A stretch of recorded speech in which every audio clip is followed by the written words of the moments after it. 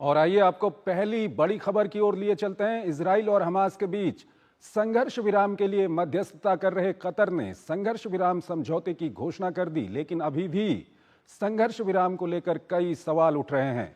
इस समझौते को इजरायली कैबिनेट ने मंजूरी देनी थी, लेकिन इजराइल ने हमास पर समझौते की कुछ शर्तों से पीछे हटने का आरोप लगाकर फिलहाल कैबिनेट की बैठक नहीं बुलाई। हालांकि संघर्ष विराम समझौते को लेकर दुनिया भर से सकारात्मक प्रतिक्रियाएं मिल रही हैं। इजराइल हमास संघर्ष विराम समझौते पर अब भी अनिश्चितता के बादल छाए हुए हैं। इजराइल के प्रधानमंत्री बेंजामिन नेतन्याहू ने हमास पर समझौते की कुछ शर्तों से पीछे हटने का आरोप लगाया है। उन्होंने कहा है कि हमास अंतिम क्षणों में कुछ और रियायतें हासिल करने की कोशिश में समझौते की कई शर्तों से मुकर गया है, लिहाजा समझौते को मंजूरी देने के लिए होने वाली कैबिनेट की बैठक फिलहाल टाल दी गई है। उन्होंने कहा है कि हमास की सभी शर्तों को स्वीकार करने के बाद ही कैबिनेट की बैठक बुलाई जाएगी। उधर हमास ने इन आरोपों का खंडन करते हुए कहा है कि वे अपनी शर्तों पर पूरी तरह से कायम है। इससे पहले बुधवार की रात कतर के प्रधानमंत्री ने इजराइल और हमास के बीच संघर्ष विराम और बंधकों की रिहाई से जुड़ा समझौता हो जाने की जानकारी दी थी। अगर समझौते को इजरायली कैबिनेट से मंजूरी मिल जाती है तो संघर्ष विराम को रविवार से लागू कर दिया जाएगा। पहला चरण 6 सप्ताह का होगा और इस दौरान पूरी तरह जंगबंदी रहेगी। हमास 33 बंधकों को रिहा करेगा। इसके बदले इजराइल 250 फिलिस्तीनी कैदियों को छोड़ेगा। इजरायली सैनिक गाजा के सभी आबादी वाले इलाके से बाहर निकल जाएंगे। साथ ही विस्थापित लोग अपने घरों को वापस लौट आएंगे। इसके अलावा गाजा में मानवीय सहायता भी बढ़ाई जाएगी। वहीं दूसरे चरण के लिए युद्ध विराम के 16वें दिन वार्ता शुरू होगी। दूसरे चरण में जीवित बचे हुए बाकी बंधकों को रिहा किया जाएगा और इजरायली सेना गाजा से पूरी तरह निकल जाएगी। तीसरे चरण में गाजा का पुनर्निर्माण शामिल होगा। इस दौरान हमास बंधकों को शवों को लौटाना होगा।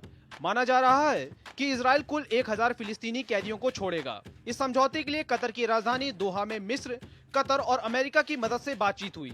इसमें इजराइल की तरफ से मोसाद और शिन बेट चीफ ने हिस्सा लिया। वहीं अमेरिका की ओर से ट्रंप के दूत स्टीव विटकॉफ और बाइडेन के दूत ब्रेट मैकगर्ग मौजूद रहे। इजराइल का एक वर्ग समझौते का विरोध कर रहा है, तो वहीं दूरदक्षिणपंथी नेता बेन गुएर बेजेलेल स्मोट्रिच डील के खिलाफ अपना सख्त रुख अपनाए हुए हैं। संयुक्त राज्य भारत समेत दूसरे देशों ने इस समझौते का स्वागत किया है। भारत ने समझौते का स्वागत करते हुए कहा कि हमने हमेशा से सभी बंधकों की रिहाई, युद्ध विराम और संवाद एवं कूटनीति के मार्ग पर लौटने की अपील की है। समझौते के बाद 15 महीने से जारी संघर्ष के रुकने जाने की उम्मीद है। गाजा के लोगों में जश्न का माहौल है। हालांकि इजरायली सेना का हमास के खिलाफ अभियान लगातार जारी है। और इस खबर पर बात करने के लिए हमारे साथ जुड़ रहे हैं lieutenant general retired Sanjay Kulkarni, former DG हैं इन्फेंट्री के और मिलिट्री और विदेशी मामलों के जानकार हैं। संजय जी, बहुत बहुत स्वागत है आपका हमारे इस कार्यक्रम में। सबसे पहला सवाल आपसे हम यही जानना चाहेंगे कि कल जब ये खबर आई कि हमास और इजराइल के बीच में डील हो गई है संघर्ष विराम को लेकर के, और आज उसके बाद खबर आती है कि इजराइल के प्रधानमंत्री कार्यालय की ओर से कहा गया कि हमास पीछे हट रहा है कुछ शर्तों को लेकर के, तो वो अभी अपनी कैबिनेट की बैठक नहीं बुलाएंगे, तो इस सब के बीच क्या कुछ आपकी पहली प्रतिक्रिया है? चंद्रशेखर जी, बहुत बहुत धन्यवाद। पहले तो खुशी की लहर, बहुत अच्छा लगा कि कम से कम दोनों ने मिलकर के एक प्रकार से सीज फायर की बात हुई। सीज फायर आएगा एतवार से, उसके ऊपर लागू होगा, जिससे और ये जो खुशी की लहर है फिलिस्तीनियों के बीच भी देखी गई, जिस प्रकार से उन्होंने रस्तों पे आकर के खुशी मनाई। लेकिन तुरंत बाद पता चला कि कहीं ना कहीं जो इजराइल के प्रधानमंत्री है नेतन्याहू, उन्हें लगा कि जो हमास है कहीं ना कहीं वो शर्तों से पीछे हट रहा है। तो जबकि हमास ये कह रहा है कि हमने किसी भी शर्त के ऊपर कोई मनाही नहीं की है, जो शर्तें थी उसी शर्त पर हम बिल्कुल कायम हैं। जितने रिहा होंगे, पहला फेज कितना हफ्ते का होगा, उसके बाद क्या होगा, सब कुछ तय है। लेकिन कहीं ना कहीं ऐसे लग रहा है कि नेतन्याहू के ऊपर दबाव है, क्योंकि उनके ही कैबिनेट के बीच में कई एक लोग हैं जो युद्ध समाप्ति नहीं चाहते हैं। वो चाहते हैं कि किसी ना किसी प्रकार से सख्ताई से पेश आया जाए और कहीं ये ना दिखे कि नेतन्याहू जो है प्रेशर में आ रहे हैं। तो कहीं ना कहीं ऐसे लग रहा है कि इजराइल के ऊपर प्रेशर है और फिलिस्तीनी जो है वो भी कहीं ना कहीं सोच रहे हैं कि किसी न किसी के तरीके से सीज फायर जो है वो आना चाहिए, क्योंकि गाजा पट्टी में जिस प्रकार से लगातार जो लोग मारे जा रहे हैं, 46,000 से ज्यादा लोग मारे गए हैं, 1,10,000 से ज्यादा घायल हो चुके हैं और पूरे विश्व भर में अशांति की लहर फैल रही है। इसको देखते हुए लग रहा है कि कहीं ना कहीं नेतन्याहू जो है वो चाहते हैं कि जितने भी हॉस्टेजेस हैं वो एक तरीके से तुरंत रिहा कर दिया जाए। ये ना हो 33 और सेकेंड पेज में है, कहा तो ये जाता है कि तकरीबन 30-35 लोग तो ऑलरेडी अपनी जान गंवा बैठे हैं, 90 जो उनके पास थे हॉस्टेजेस। तो ऐसे माहौल में मुझे लगता है थोड़ा सा शक सा हो रहा है, क्योंकि लड़ाई भी थमी नहीं है। 73 लोग मारे जा चुके, जिसमें अधिकतर बच्चे और औरतें मारी गई हैं रिसेंट एयर स्ट्राइक में। तो ये भी दर्शाता है कि इजराइल जो है प्रेशर दबाए, अपना दबाव उसने बनाए रखा है फिलिस्तीनियों के ऊपर गाजा पट्टी में। और गाजा पट्टी में खुशी की लहर भी है कि कहीं ना कहीं यह लड़ाई समाप्त होती नजर आ रही है। विश्व को भी लग रहा है कि लड़ाई समाप्त होगी तो मिडिल ईस्ट में शांति का जो वातावरण है वो दोबारा कायम होगा। जनरल कुलकर्णी, आप मिलिट्री एक्सपर्ट भी हैं, आपसे हम जानना चाहेंगे कि इस वक्त पे इजराइल का युद्ध विराम के लिए तैयार होना, क्या इजराइल ने अपने मिलिट्री ऑब्जेक्टिव्स जो हैं वो पा लिए हैं या इजराइल के ऊपर बहुत ज्यादा दबाव था? क्या कुछ आप कहेंगे? देखिएगा, ये जो है अगर हम कहें ये युद्ध विराम इजराइल को अगर लगता है कि उसने अपने ऑब्जेक्टिव्स पा लिए हैं, तो हमास ये कहेगा कि वो कामयाब नहीं हुआ है। क्योंकि इजराइल का मानना था कि ये जो सोच है, ये जो आतंकी हैं, इनको बिल्कुल ही खात्मा कर देंगे। वो तो हुआ नहीं। चाहे इतने सारे लोग मर गए, 46,000 से ज्यादा लोग मर गए, लाखों के तादाद में घायल हो गए, पूरा गाजा तबाह हो गया, लेकिन उसके बावजूद भी वो जो है वो ऐंठ जो है वो अभी तक खत्म नहीं हुई। तो कहीं ना कहीं इजराइल को लगता है कि आज अगर युद्ध विराम हो भी जाता है तो 10-15 साल के बाद फिर से वही कार्रवाई और कहानी शुरू हो जाएगी। तो उससे बचने के लिए कहीं ना कहीं इजराइल को लग रहा है कि जो मकसद, जिस मकसद से 15 महीने से वो लगातार एक तरीके से हमला करे हमास के ऊपर, चाहे उसका जो साथी दल हिजबुल्लाह है उसके ऊपर भी जबरदस्त दबाव आया, हूथियों के ऊपर दबाव आया, वही भी हार मानी जा सकती है। इस सीरिया में हम देखते हैं क्या हुआ है, लेबनान में हम देख रहे हैं क्या हो रहा है। लेकिन ये कहना कि आतंकियों का खात्मा हो गया, मेरे को ऐसे लगता है ठीक नहीं होगा। सोच जो है उसको मारना बहुत कठिन है। जरूर लोग मरे हैं पर सोच नहीं मरी है, इसके लिए इजराइल को कुछ सोचना पड़ेगा। संजय जी, अगर हम हमास की बात करते हैं तो कहीं ना कहीं जिस तरह से बाइडेन एडमिनिस्ट्रेशन का भी बहुत बड़ा योगदान है इस सीज फायर में, दोनों पक्षों को राजी करने में। हालांकि कुछ दिक्कतें हैं और वो कब तक खत्म होंगी ये देखना होगा। और जो अमेरिका में सत्ता परिवर्तन होने वाला है, ट्रंप की ओर से जिस तरह से कड़ा रुख अपनाया गया हमास के खिलाफ, ये दोनों फैक्टर कितना काम किए हैं यहाँ पर?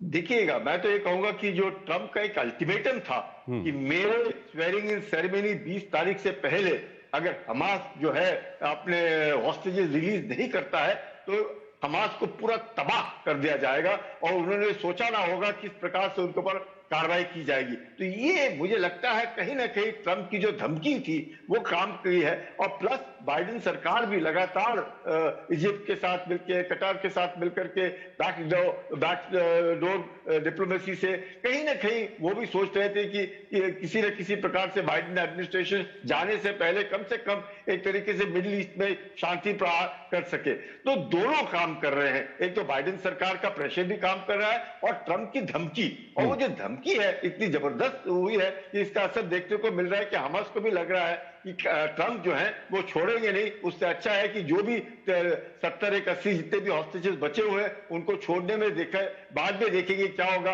अगले 4 साल तो ट्रंप सरकार में रहेंगे तो ये तो मुश्किल होगा। और 15 महीने में जो तबाही हुई है, जिस प्रकार से लगातार इजराइल एक तरफ से सीज फायर की बात कर रहा है और दूसरी तरफ एयर स्ट्राइक भी कर रहा है, तो वो भी नहीं देखा जा रहा है। तो मुझे लगता है दोनों काम किए, बाइडेन सरकार की मेहनत और ट्रंप की धमकी, दोनों ने काम किया। यही कारण है कि आज कम से कम सीज फायर की बातचीत हो रही है, खुशी की लहर दौड़ रही है। चाहे थोड़ी बहुत अनबन हो तो मुझे लगता है ये हो जाएगा, ऐसी कोई बड़ी बात नहीं है।